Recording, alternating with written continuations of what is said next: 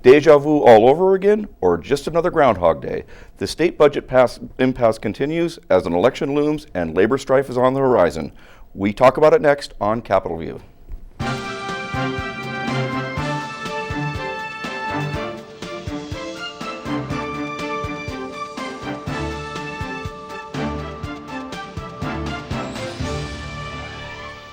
Welcome to Capitol View, where we talk about state government and how it just might affect your lives.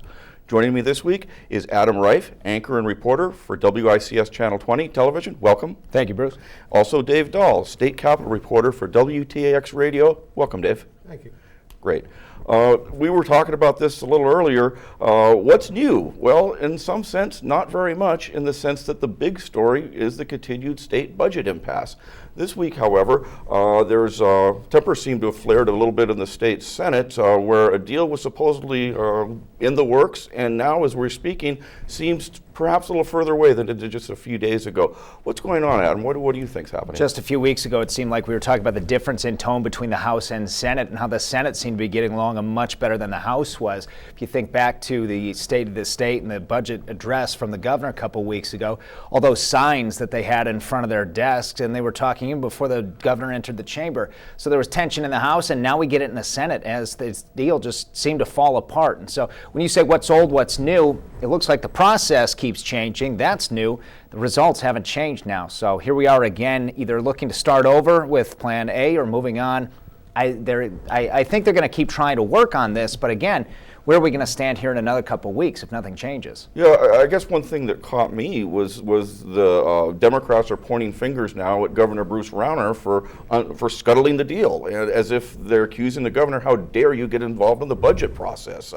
Dave, how unusual is that for the governor to take the blame for getting involved in a budget? I think this governor is taking the blame for a lot of things and is getting the finger pointed at him by a lot of people. And it's kind of how we've reached a new level of dysfunction in Illinois the last couple of years. And I think it's probably not improper for the governor to say, well, this is the kind of thing I'm going to sign, this is the kind of thing I'm not going to sign. But they made it sound like at the last minute they get the rug pulled out, or Lucy in the football or something like that. And some of the Democrats were really hot about it on Wednesday night, saying, we believe the governor actually threatened Republicans if they were to vote for the grand bargain. To which I might say, threaten them? How? What's he going to do? Well, we're talking about a governor who, during the campaign, it was reported that while he was a capitalist, he threatened to ruin somebody in her family for suing him. I mean, he's known as a hard negotiator, a hard-edged businessman.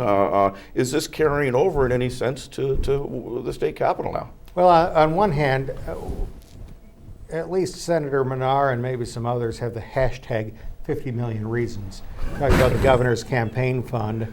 And I think the governor has developed this reputation of being kind of a vengeful guy if he doesn't get everything that he wants. And fair or not, that's a reputation that he's gotten. What struck me this week was the lack of strength that we saw from the governor, I think, after this deal fell apart on Wednesday. President Cullerton came out and said he needs to grow up. And usually we see fire met with fire from the governor's office, a statement ready to go saying, Speaker Madigan typically at the brunt end of those. But this week it was, we hope the Senate rather continues to work on this. It didn't sound like a deal was dead in the water, according to the governor's office. The governor's office did say that the talk of a threat was outrageous, and we haven't found any Republicans, at least I haven't, who will admit to have been threatened or to say what these threats might be. We asked a number of them and they said, no threats, nothing like that. Because they always do say when they've been threatened by somebody with campaign money, don't they? What are you going to do? These are the jokes, guys. Yeah. But it's really no joke. And one thing that the governor has said is, well, it's the president of the Senate who asked me to weigh in. I'm only weighing in because President Cullerton asked me to. It may not have been exactly like that, but again, the governor is trying to claim the high ground and saying this deal, and he's concerned about the permanent property tax freeze. I think that's one thing that he really wants, even though he's accused of moving the goalposts or moving the football or some sports metaphor. They've got a big bogey is what they've got down at the Capitol, and a double bogey. I think what the thing is he wants the permanent property tax freeze.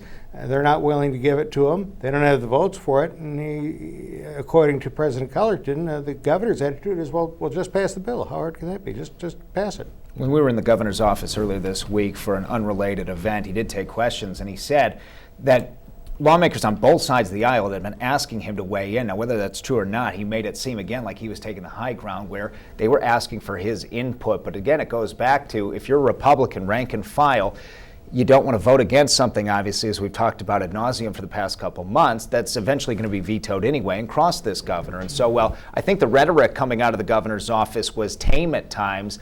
There is that underlying fear, and it seems like the Democrats certainly happy to expose it, that the governor's controlling all of this, even though he claims to be on the sidelines. We remember 2 years ago, the governor told the Republicans not to vote for the budget, and then he went ahead and signed the K-12 education bill, giving himself a victory. And none of the Republicans voted for it. And I think if I were a Republican lawmaker, I'd remember that. If I were a Democratic lawmaker, I'd remember that too. Sure, but we've had an election cycle come, and I'm not sure that that's really come to pass. It almost seems like bygones be bygones, or is there going to be retribution? Well, you look at the compromise. How do you define a compromise? Do you say this is the best deal we're going to get? It's better than nothing? The governor seems to be saying, this deal is not better than nothing, it's worse than nothing. We'll just go with how we've been. This is the new status quo. No budget for now 2 years. The last time a governor signed a budget, it was 2014, and Pat Quinn was governor. Your goatee was not gray, it was brown. Thank you, Dave. You're welcome. We were all a lot younger. Senate leadership in the past couple of weeks, interesting point that you make, seems to have taken that tact that let's get the best deal on the table that we can. And the governor, it seems, is making the comparison, even if that's not good enough, let's not have it. Let's not have something just to have something. So it's going to be interesting as we talk about it today. Things are changing. Things are constantly being talked about behind the scenes. But I think we're down 7 down. Is that right? 5 more to go. It's hard to keep track of which ones have passed and which ones haven't. But we still have to remember that this has to go to the other chamber, which is a whole different story right now. Yeah, I mean, doesn't it make, as I think you've alluded to, some degree of sense to check with the folks who have the ultimate yay or nay here? There's no sense in going through this process if the last step is going to be derailed. Yeah, I mean, Christine Radonio, the Senate leader on the Republican side, said if we don't have a deal by February 28th, it's time to go to Mike Madigan. It's now March 2nd, March 3rd. What are we to make of that? Has the fat lady sung in the Senate already? The stopgap has expired. It expired December 31st. Correct. I mean, how can you get more urgent than where we are now?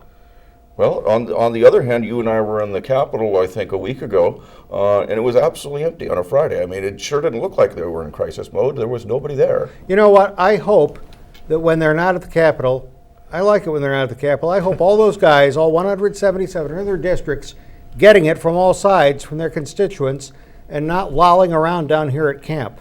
My view of it is a 180 from what almost everyone else's view in it. When they're here, they're not hearing about it from their constituents. I want all 177 not to be able to go to the corner cafe or the grocery or whatever and not be able to get through there without getting it from all sides. Well, that gets to the apathy that we talked about before the show started here. Is it difficult for every one of our viewers, our readers, our listeners to see this as with fresh eyes? I mean, that's the challenge that I've found myself trying to find new angles to this story. When we look at it as an outsider, the numbers are staggering, the effects are horrible. But again, it's just another day. How is today different than yesterday, than last week, than the week before? And that's a huge challenge. Now, for families that are impacted, businesses not getting paid, and we'll see what happens with AFSCME coming up. I mean, those are the pressure points that eventually need to force something. But at this point, it's not happening. Well, the governor is smart in that he's kept the schools open. If you've got kids and they're home because everything's shut down, things will be tied together quickly. So he has alleviated that pressure point. There's no other urgency to it. And as we were talking about Wednesday night, if I'm not the kind of person who watches CapitolView every Friday, which is some Illinoisans, sure. I'm thinking, that property tax freeze sounds like a good idea. I think Bruce Rauner's got some great ideas, and those darn lawmakers won't let him do it. And the governor will be there saying, oh, property tax, you're paying too much in property taxes, aren't you, Dave? Well, yeah, I am. I don't want to pay any more property taxes. You're paying too much. I'm paying too much. Right, sure. It sounds good. Yeah. It sounds good. It sounds better when you say it fast, and the more times you say it. And if I'm the Democratic lawmakers, that's a tough thing to compete against. Yeah, sure. I mean, when you talk about back in their districts and talking to their constituents, are they going to hear constituents howl? I think that they probably are in some districts, but is that going to be? Are they going to be hearing uniformly the same thing, or are some of these folks going to go home and hear constituents that say, stay tough, hang tough, do what you're doing? I think an axiom I have, both for Congress and the legislature, we want to throw the bums out. We want to kick them out. We don't like the incumbents. But I like my lawmaker. I like Representative Rife. It's all those other guys that are a problem. Yeah. And so we elect the same guys. And women. And gals. Yeah, okay, fair enough. One thing that I'm wondering about, also here is, again, we have now labor strife that seems to be mounting here. And that's, what kind of an X factor is that? You've got the governor now who's put out a website saying, hey, if you want to come work for the state of Illinois, give us your name, your contact information. I didn't think he asked for a resume or anything like that. He just said, if you've got a pulse and a way to contact, information, give it to us. What effect could that have on the budget, if any? Is there any kind of a yin or a yang or an effect there? That a strike could have, or are we just talking about some of the gains Well, here? both, yeah. Games and strikes. I think opening up that job portal is just another sign that the governor is preparing, whether he's serious or not, to show the union that we may be able to do this without you. And so whether they want to strike or not, that's, I think, going to be a major. I don't want to pass judgment on whether they're going to strike or not, or whether they should or not. But I think the governor is preparing himself and preparing his administration for if they don't. We've talked about the numbers, 38,000, give or take, in AFSCME, 28,000 eligible to strike. That's a huge number. But the governor's office on Thursday sending out that 1,700 people have applied via that jobs portal for state jobs should a strike go into effect. We're going to have to look and see if that's different than any typical day, maybe a month ago when this wasn't an issue, or a year ago when it wasn't an issue. But again, they are preparing for it. But that's one of the few, I think, pressure points until we get to the end of the school year and really the start of the next school year that could force something. Yeah, I think you're right. The schools are the big pressure point for everybody. But if the schools are open, if inmates stay in prison, if the Illinois State Police are on the job, well, okay, your license tags might go a little longer than they used to. The permit you might need to get your factory built by EPA, that might take a little bit longer than expected. But he has said, repeatedly, Mr. Rauner, needs to sometimes be short-term sacrifice for long-term gain. And so how serious is he? And are the legislators thinking about this as they're talking about the money problem? Could there, for example, is this Rauner's solution to a budget shortfall? To force the strike. Sure, we save a lot of money if we don't have to pay, if he imposes his contract and saves lots of money on health care and other things. That saves money. If everybody goes on strike, that saves money too. Is that just pie in the sky stuff, or is that something that could really happen? Is the contract, as it has been, unsustainable? Can Illinois afford the kind of wages it's been paying? You can make an argument, no. Do you go back on your word? Do you go back on a contract? Do you make contracts worse than they were? Well, you probably don't do that either, and that's why. That's one reason why we're in a hole. On the other hand, you can have the entire state workforce go on volunteer, and you've only saved a few $1 billion out of the, as President Collerton said, $24 billion by the next election. And part of me, I may be wrong, but part of me thinks that a couple of years ago, the governor, before he was governor, was watching Madison, Wisconsin on TV, and the torches and pitchforks and everything against Scott Walker. Next year, man, next year, that's me. He would deny that, but I think it seems like it's been chaos for 2 years. Yeah, and this would seem to potentially deepen the chaos. No kidding. Okay. It's been interesting to see that some of the numbers, and I don't have them off the top of my head, they actually came out about a month ago, but union membership in Wisconsin, how drastically it had changed since that episode that you're talking about. So if the governor's looking to use that as a tool, he's probably not going to come out flatly and say that to us or anyone else, but it was certainly effective up north. Yeah, and you know, I don't know how ideological Rauner might be, but he has been consistent. I mean, long before he even announced for being governor, his feelings about organized labor, and he feels that there's some issues there that need, for lack of a better word, maybe structural reform. His grandfather was in a union, I've heard before. He's not against unions. We've heard that before. We've and heard yet, that. yes, as he said several times, he's just looking for those changes.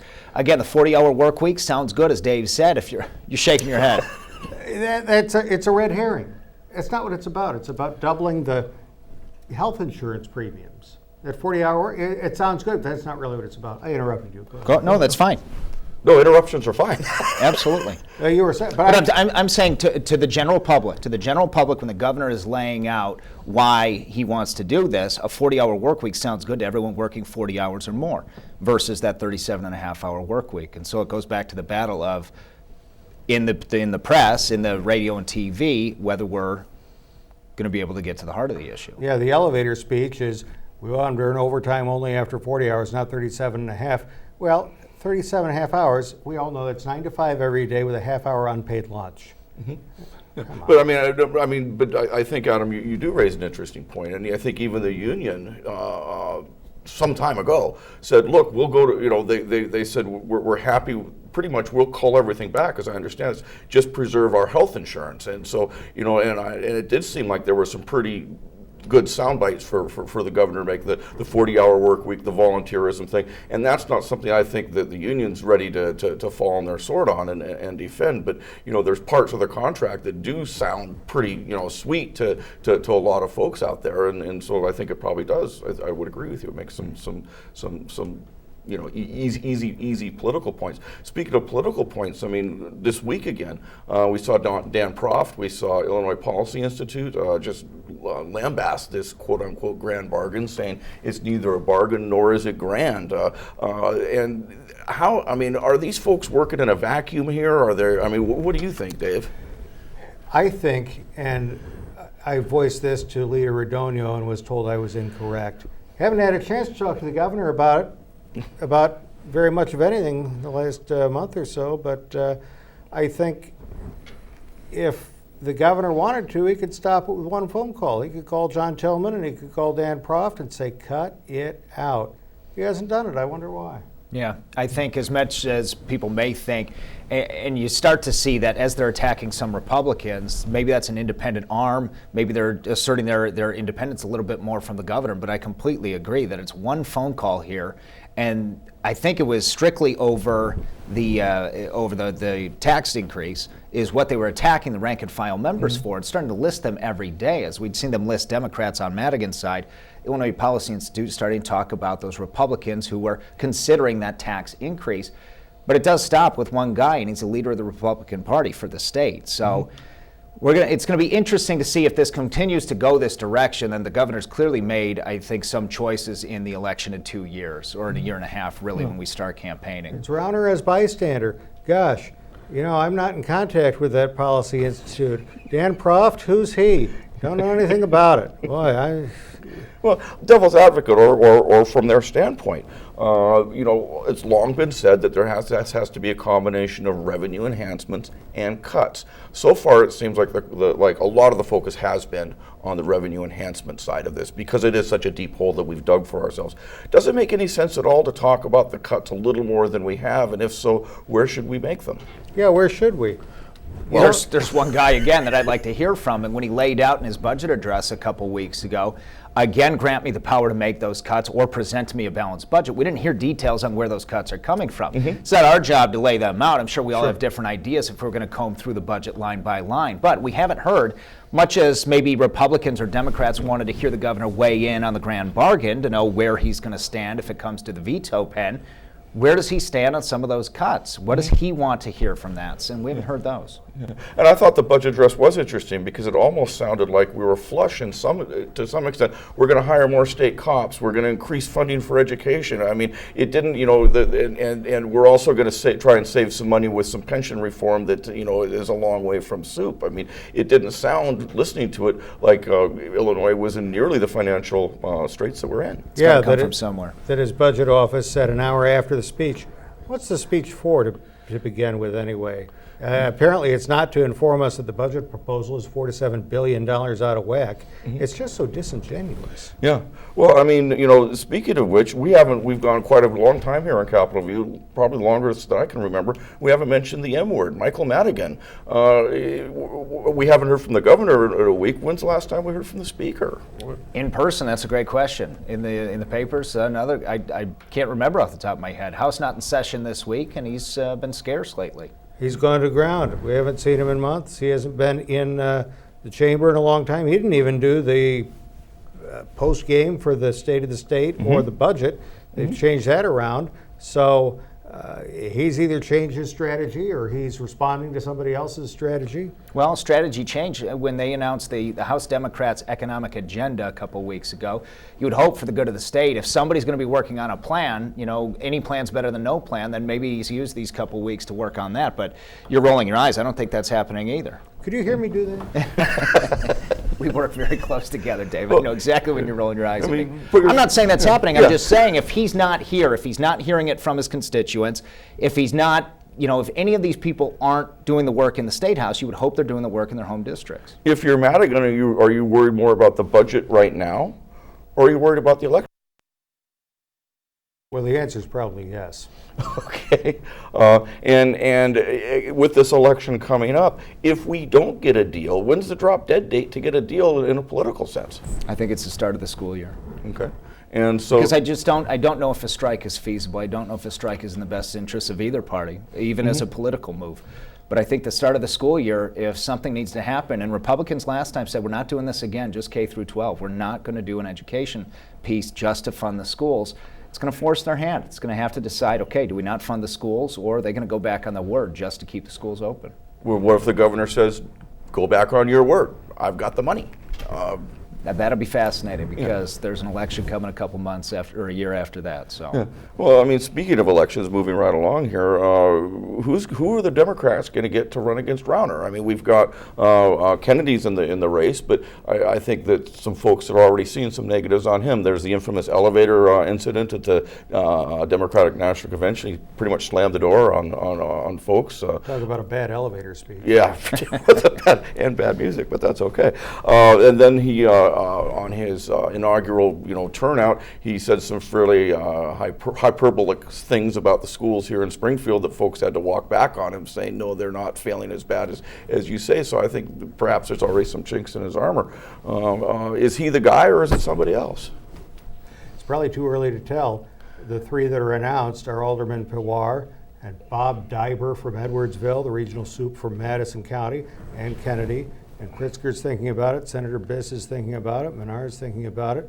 They better think who's going to pay for it, too. I think that's the big one. As you're starting to look, Pritzker and Kennedy, of course, jump out because of the money. And does the Democratic Party unite behind somebody who's got their own cash flow? Because we had a record-breaking election in 2014. We expect even more in 2018 as the stakes are even higher. Or do you look for the best candidate? Not to say that the one with the most money isn't, but do you start to look at the political side of it or the reality of the money aspect here? Because you're going to have to write some hefty checks here. Yeah. I mean, could they splinter? I mean, to the point where I mean, if because Rauner has essentially an unlimited amount of money. Right. What happens if they don't unite early? I mean, what's the possible effect of that? Well, I mean, I've had a long-standing problem with the primary process because you're not only fighting amongst yourselves, you're tearing each other apart, you're exposing weaknesses within the party regardless of which party you're in. You're also writing massive checks and depleting your war chest. And so I think if this federal election, if the U.S. election taught them anything, I think both parties need to start looking in the future to unite behind closed doors a little bit more than getting 20 candidates out early and clawing and scratching. Sure. Is Madigan the sort of guy who can get that unity, or is it somebody else? What do you think, Dave? I mean, it's been an interesting year and a half here as we've seen Ken Duncan, start to turn. Sorry to bring that up. Another eye roll from Dave Dahl. I'm racking them up here. But that issue got to the point of Madigan's power. Is it still as strong as people think, or is maybe weakening? Yet again, it's about what does Mike Madigan really want? What kind of governor's race does he want? Is he going to go up to some candidate and say, you're the one, we're uniting behind you, everybody else stand down? I don't know, and I'm not sure how some of these possible candidates will resonate in all 102 counties. Right. Kennedy? Pritzker, Pawar, Biss. I mean, could you see Daniel Biss at the Duquesne County Fair? Having a corn dog and Or Duquesne State Fair, I should say. sure. Yeah, well, I mean, you know, and you also have to look just how strong really is Rauner, because Madigan, I think, has infamously said he didn't so much win as Quinn lost. I mean, it was not like he was running against the world's most powerful incumbent. Right. So, I mean, are we overthinking here perhaps the hold that Rauner has on the body politic in Illinois? I think it's going to be a tough race, and it's going to be nasty, and it's going to be expensive.